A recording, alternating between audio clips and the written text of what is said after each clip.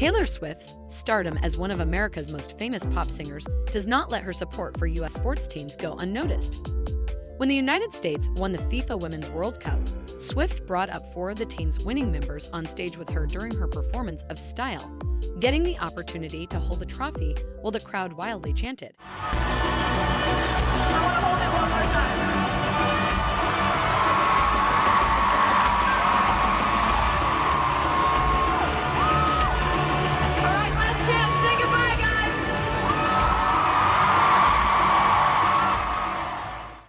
Over the past few years, Swift experienced a surge in popularity with her re-recording of older hits, alongside her recent milestones and awards. After her Netflix documentary, the superstar has become more transparent about her life, beliefs, and struggles, and unwavering her service to others around her has become ever more astounding. From her career in country music to her modern-day authenticity and calls for social justice, Taylor's career has had many ups and downs. As America has eagerly watched the Woman of the Decade, Taylor's subsequent album, re-recordings, and new releases are sure to satisfy audiences as she continues to rally for social justice and truth. From a young age, Taylor Swift showed immense talent and potential in the arts. She was born on December 13, 1989 on a farm in Pennsylvania, playing the guitar and writing songs since childhood. Taylor's obsession with country music landed the family in Nashville, Tennessee in 2003. At just 11 years old, Swift performed the Star-Spangled Banner at a Philadelphia 76ers game, and with great success considering her age. For the land of the free and the home of the brave.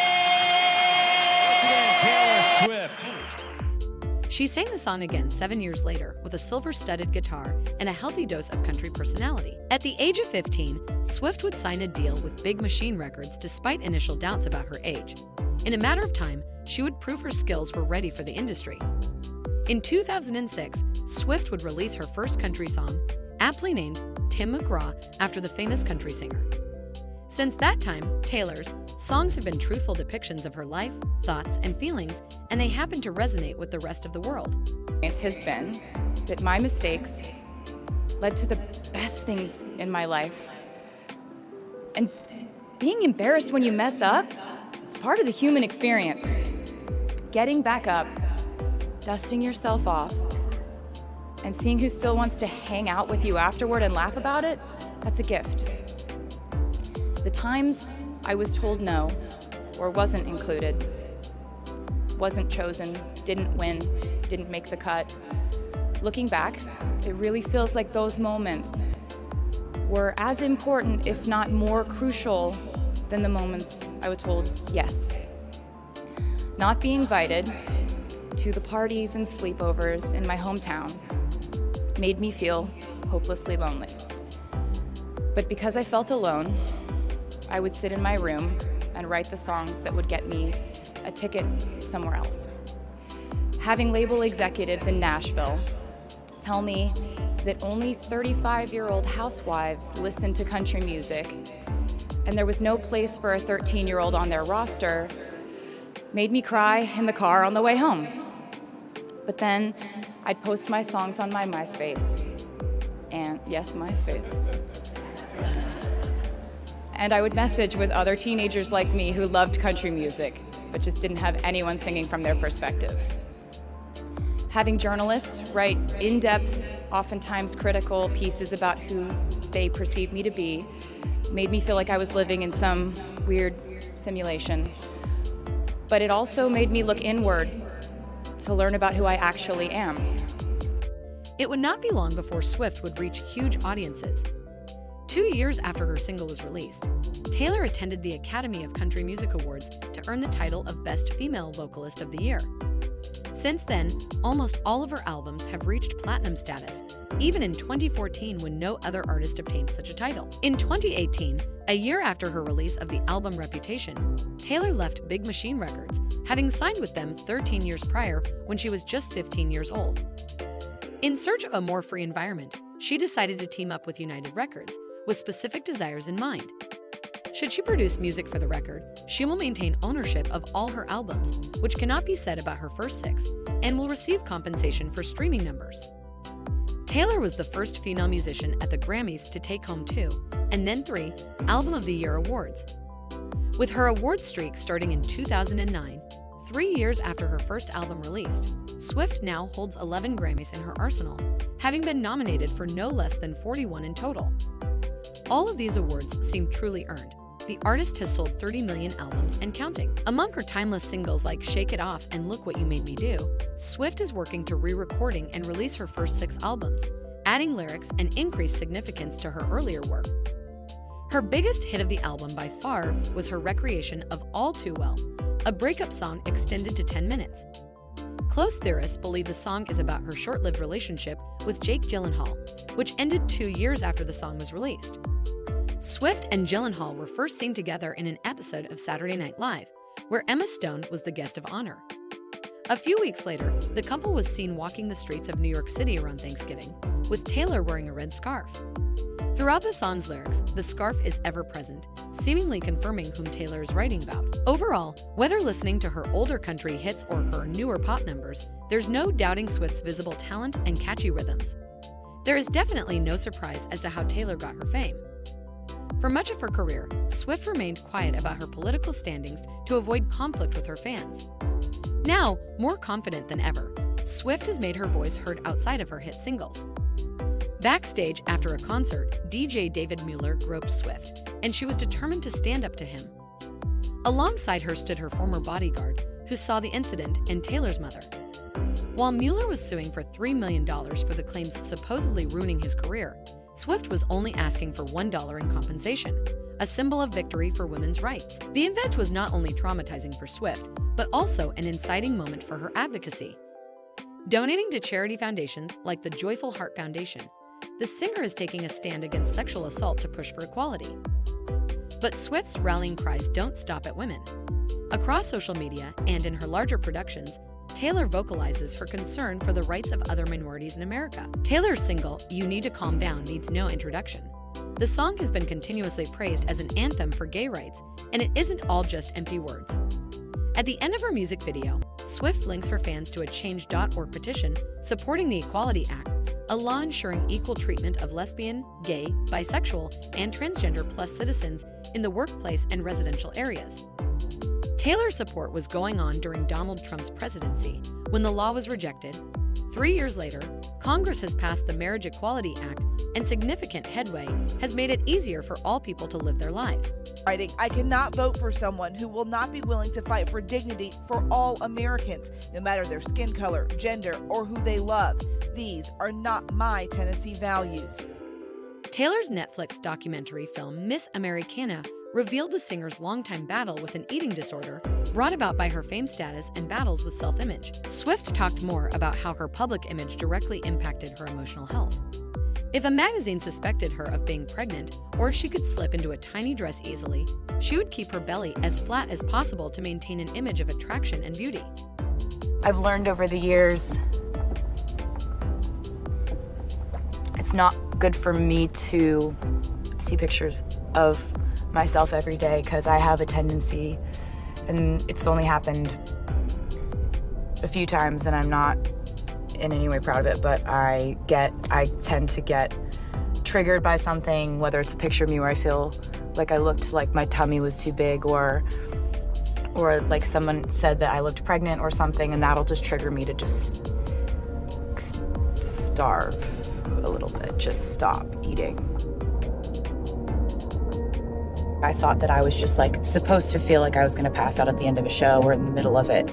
I thought that was how it was. And now I realize, no, if you eat food, have energy, get stronger, you can do all these shows and not feel it, which is really good revelation, because I'm a lot happier with who I am, and I'm happier with, like, I don't care as much if, like, somebody points out that I have gained weight. It's just something that makes my life better. The fact that I'm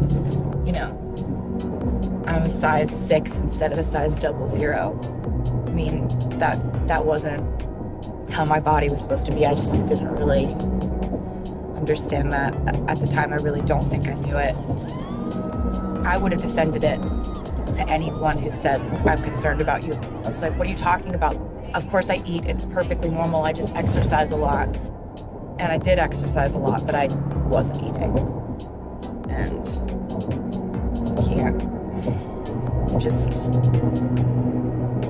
I don't think you know you're doing that when you're doing it gradually. There's always some standard of beauty that you're not meeting. Because if you're thin enough, then you don't have that ass that everybody wants. But if you have enough weight on you to have an ass, then your stomach isn't flat enough. It's all just fucking impossible. You don't ever say to yourself, like, I've got an eating disorder, but you know you're like making a list of everything you put in your mouth that day, and you know that's probably not right. But then again, there's so many diet blogs that tell you that's what you should do. This would cause me to go into like a real shame, like hate spiral. This. And like, I caught myself yesterday starting to do it, and I was like, nope, we don't do that anymore. We do not do that anymore, because it's better to think you look fat than to look sick. And we don't do that anymore. And we're changing the channel in our brain, and we're not doing that anymore. That didn't end us up in a good place. I'm a size 6 instead of a size 00. I mean, that wasn't how my body was supposed to be.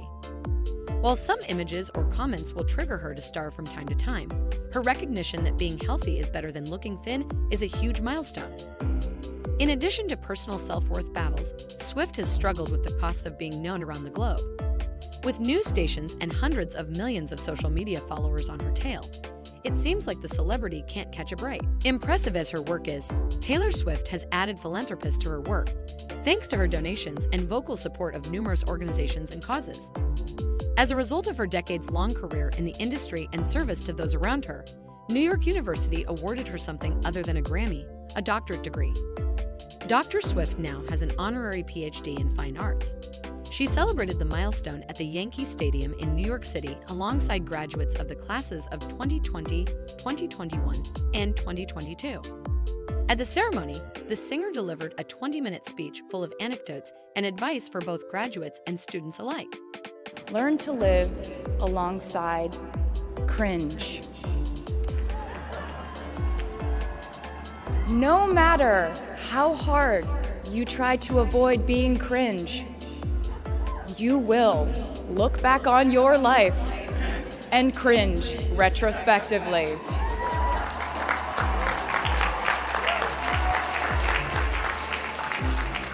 Cringe is unavoidable over a lifetime.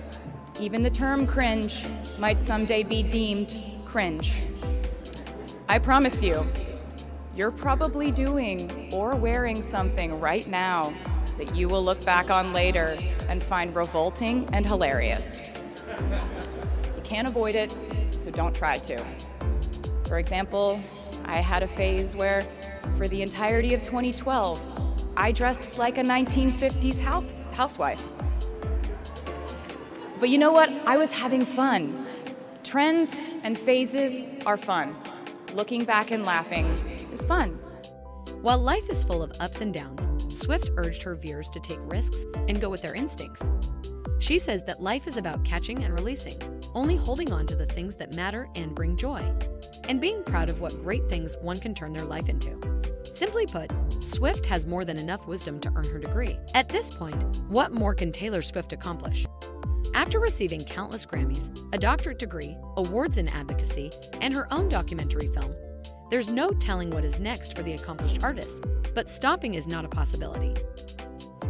I started writing songs when I was 12, and since then, it's been the compass guiding my life, and in turn, my life guided my writing.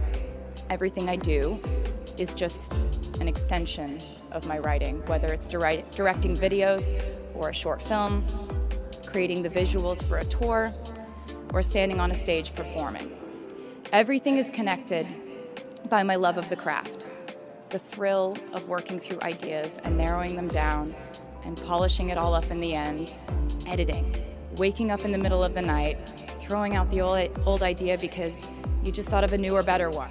Recently, Swift has been given high praise from best-selling author Jenny Han, whose novel The Summer I Turned Pretty has reached the small screen.